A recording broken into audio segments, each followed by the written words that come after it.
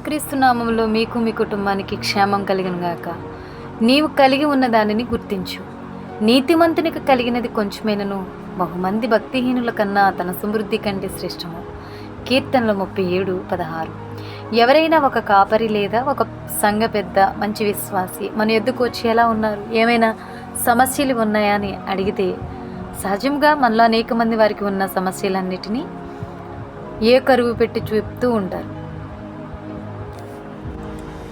మాకు అది లేదు, ఇది లేదు, మా ఇంటిలో మా జీవితంలో ఇలాంటి బాధలు ఉన్నాయి, కొరతలు కొదువులు ఉన్నాయి, మాకు బాగా ఎదగాలని ఉంది కానీ మాకు ఈ సమస్యలు ఉన్నాయి అంటూ ఒకదాని వెంట ఒకటి చెప్పుకుంటూ పోతూ ఉంటారు. లేదా దేవుని యొద్దకు వెళ్ళినప్పుడు, దేవుని సన్నిధిలో మోకరించినప్పుడు మన ప్రార్థన ఇలానే ఉంటుంది. దేవా, నా జీవితంలో ఈ సమస్యలు ఈ కొదువులు ఉన్నాయి అంటూ చెప్పుకుంటూ పోతాం. కానీ మన దగ్గర ఏమి ఉన్నాయి, మనం వీటిని బట్టి దేవునికి కృతజ్ఞతాస్తుతులు చెల్లించగలము అనే విషయం మర్చిపోతూ ఉంటాం. దేవుని సేవ చేస్తూ దేవుని ప్రవక్త అయిన ఎలీషా యొద్ద శిష్యునిగా ఉంటున్నాడు అతను. కానీ అకస్మాత్తుగా మరణించాడు. దానితో అతని భార్య, తన 2 బిడ్డలు రోడ్డున పడిన పరిస్థితి ఏర్పడింది. అందుకే ఆమె ఏమైనా చేయమని ఎలీషా యొద్దకు వచ్చి అంతటా ప్రవక్తల శిష్యులలో వాక్యం చెప్తుంది.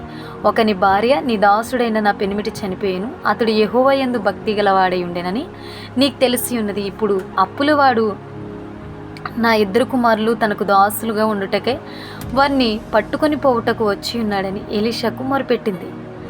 సంగతి విన్న ఎలీషా ఆమె యొద్ద లేని వాటి గురించి విచారించలేదు. కానీ నా వల్ల నీకేం కావాలి, నువ్వు నీ ఇంట్లో ఏమి ఉన్నదో అది నాకు తెలియజెప్పు అన్నారు. అందుకు ఆమె, నా ఇంటిలో నూనె కుండ ఒకటి ఉన్నది, అది తప్ప మరేమీ లేదని చెప్పింది. అది చాలు, నీవు వెళ్ళి ఇరుగు పొరుగు వారిని ఇంటి నుండి కూడా అనేకమైన పాత్రలు తెచ్చుకుని వాటిని నీ యొద్ద ఉన్న నూనెతో నింపమని చెప్పాడు. అతని చెప్పిన రీతిగానే చేయడం ప్రారంభించింది. ఊహించని రీతిగా ఆ నూనె కుండ ఉబికి ఉబికి నూనెను అందిస్తూనే ఉంది. ఇంటిలోని పాత్రలన్నీ నూనెతో నింపబడ్డాయి. తద్వారా ఆ నూనెని అమ్మడం వలన ఆమె అప్పులు తీరడమే కాకుండా బ్రతకడానికి కూడా సరిపోయే విధంగా సమృద్ధిచే నింపబడింది. దేవుని నామానికి స్తోత్రం కలుగునుగాక. ఆమేన్.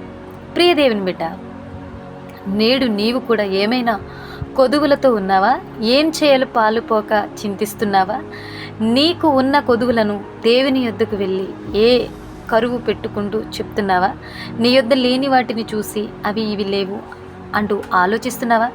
ఒక్కసారి నీ యొద్ద లేని వాటిని కాదు, నీ యొద్ద ఏమి ఉన్నాయో ఆలోచించు.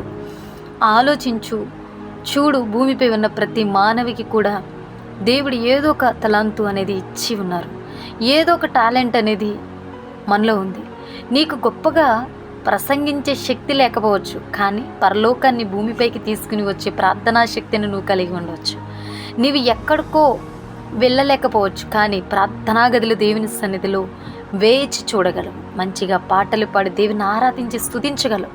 ఒకసారి ఆలోచించు. నీవు కలిగి ఉన్న వాటి గురించి ఆలోచించు, దానిని దేవునికి సమర్పించు. నీ దగ్గర లేని వాటి గురించి చింతించకు.